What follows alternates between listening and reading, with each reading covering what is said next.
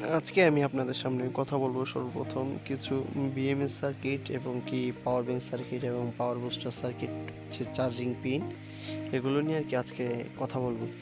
তো যাই হোক, আর কথা না বাড়িয়ে চলুন কাজে চলে যাওয়া যাক। কিভাবে কোনটার কী কাজ, কোন সার্কিটের কী কাজ, সেই কাজগুলো করা যাক চলুন। তো সর্বপ্রথম আমরা পরিচয় হবো একটি চার্জার পিন টাইপ বি এবং কি টাইপ সিও পাওয়া যায় চার্জার পিনটি। তো এটি নিয়ে আজকে কথা বলবো।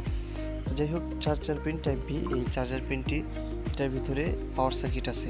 তো এটা দিয়ে আমরা যে কোনো 5 ভোল্টের নিচে আশেপাশে যে কোনো চার্জার দিয়ে চাইলে চার্জ দিতে পারবো।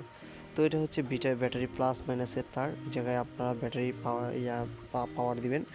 আর ওই যেটা আছে টাইপ বি চার্জার পিন, তো এটা দিলেই চার্জ হবে। তো আসুন এরপরে আরেকটি বিএমএসের সাথে পরিচয় হই।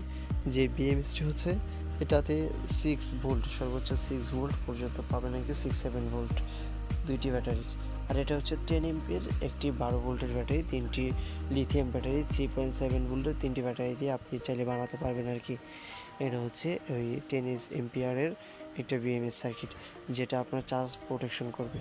আর এটা হচ্ছে 20 এমপিয়ারের একটি বিএমএস সার্কিট, যেটা আপনি চাইলে 3টা ব্যাটারি দিয়ে বানাতে পারবেন, বা 6টা ব্যাটারি দিয়ে, বা 9টা ব্যাটারি দিয়েও বানাতে পারবেন। এরপরে আসুন আমরা একটা পাওয়ার বুস্টার মডিউল নিয়ে কথা বলি।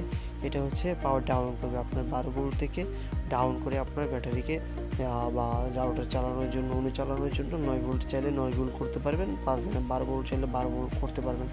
এটা হচ্ছে মানে ডাউন করবে আর কি, আপনার পাওয়ারটাকে ডাউন করে দিবে। এটা হচ্ছে ওই বুস্টার মডিউল।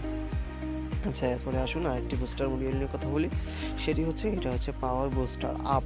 এটা হচ্ছে আপনার পাওয়ারটাকে আপনার 5 ভোল্ট থেকে আপনার 12 ভোল্ট পর্যন্ত করতে পারবে এই পাওয়ার বুস্টার মডিউলটি। তো এটা রাউটার এবং কেবলকে চালানোর কাজে ব্যবহার করা হয়। তো আসুন এরপরে একটা পাওয়ার ব্যাংক সার্কিট আছে, ছোটো পাওয়ার ব্যাংক সার্কিট। তো ওইটা নিয়ে কথা বলি।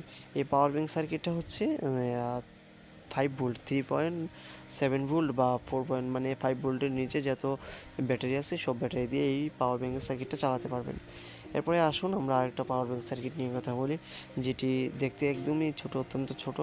এই পাওয়ার ব্যাংক সার্কিটটি হচ্ছে, মনে করেন যে কোনো 3টা লিথিয়াম ব্যাটারি, 4টা লিথিয়াম ব্যাটারির কালেকশন দিয়ে এটাকে চালাতে পারবেন। এরপরে হচ্ছে আরেকটা পাওয়ার ব্যাংক সার্কিট, যেটা ডিসপ্লে সহ ইনপুট আউটপুট 5 ভোল্টের যে কোনো ব্যাটারি দিয়ে চালাতে পারবেন, একসাথে লিথিয়াম ব্যাটারি দিয়ে।